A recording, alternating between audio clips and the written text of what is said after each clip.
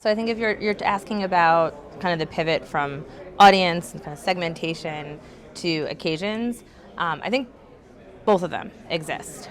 So I grew up in brand management, grew up in a world where you're on a brand. It's very much about like who you're serving, how they enjoyed your product, and sort of what your job to be done was. I don't think that ever goes away, right? That's very much like the soul of a brand. But then you come to a platform with DoorDash, 56 million monthly active users. I don't know, maybe 10% of them are your demographic, but you still want the other 90% to use your product.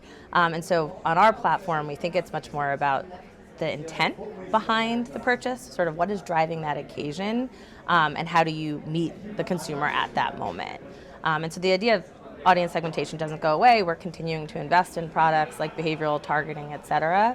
But we really believe that moments, whether they're big and crafted, like Summer of Dash Pass, whether they're kind of shared universal moments like back to school, or they're specific to your brand. Think about like over-the-counter medicine. Like you don't need anything more immediate than when your daughter wakes up with a fever in the middle of the night.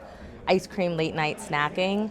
But being able to surface those moments, helping brands really understand the path to purchase and how the DoorDash consumer finds your product, that's as equally important as understanding the demographics and the profile of the consumer buying.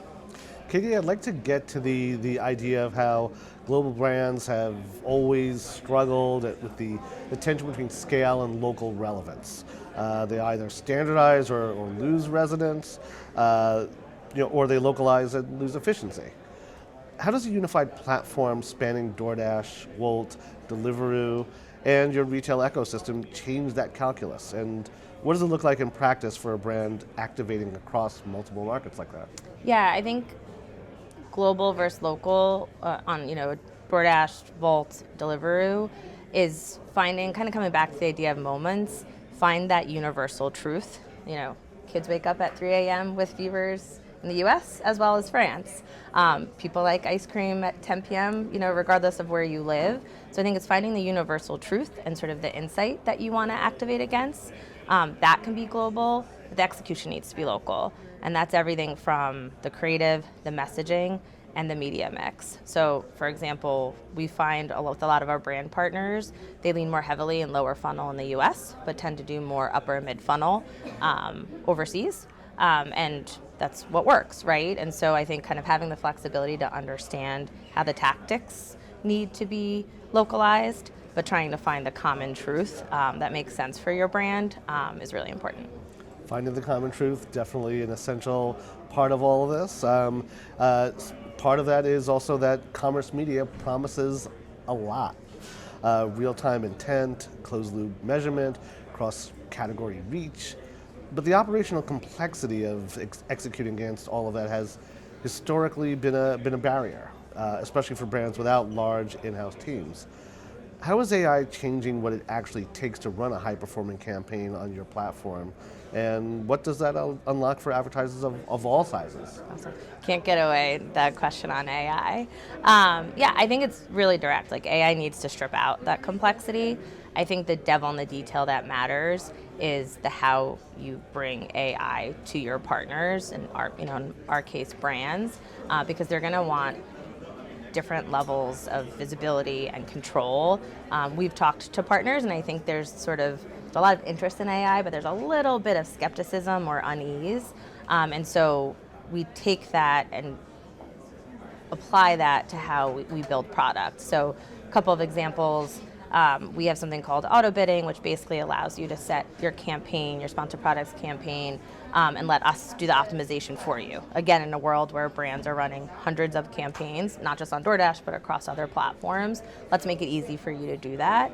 But we got feedback that I need to understand how you're optimizing, right? Because how you're optimizing may not be how I choose to optimize based on my intent. And so we've iterated on the product, and we now offer, min ROAS targets, the ability to optimize based on clicks versus sales. And so I think trying to, leverage machine learning models to make the job, more of a turnkey, but also kind of allowing kind of the upfront construct around like what I actually want to achieve. Similarly, on our restaurant side, we have a great product called Smart Campaigns, where we'll basically personalize which promo offer we deliver to what consumer based on what we think is most likely to perform.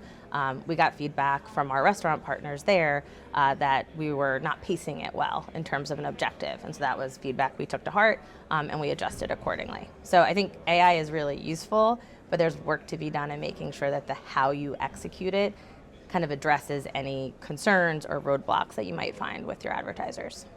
Katie, it's kind of an obvious point, I guess, to say that delivery platforms were built to move products, but not so obvious that increasingly they're being tasked to, talked about in the same breath as premium media properties. What's actually driving that shift, and why is the closed loop connection between advertising exposure and real purchase behavior such a fundamental advantage over what traditional media channels have been able to offer brands? Yeah, I think there are three things that are driving kind of commerce media or retail media kind of out of the bucket of pure lower funnel, more upstream. One is audience, right? Understanding the uniqueness of each of the audiences that a retail media network offers. So on the DoorDash side, 56 million monthly active users. More than half of those are Dash Pass subscribers, meaning they're highly loyal. They're coming to DoorDash and making purchases, 9-10 times a month. DoorDash puts a lot of effort into making sure that we're cultivating a unique audience base. Second would be making sure that you have the formats that allow you to kind of reach different consumers at different points in their path to purchase. And so that's everything from, being able to advertise your brand right on the homepage, to the store page, all the way down to post-checkout on DoubleDash. And then third, and probably most importantly, is the data that stitches all of that together.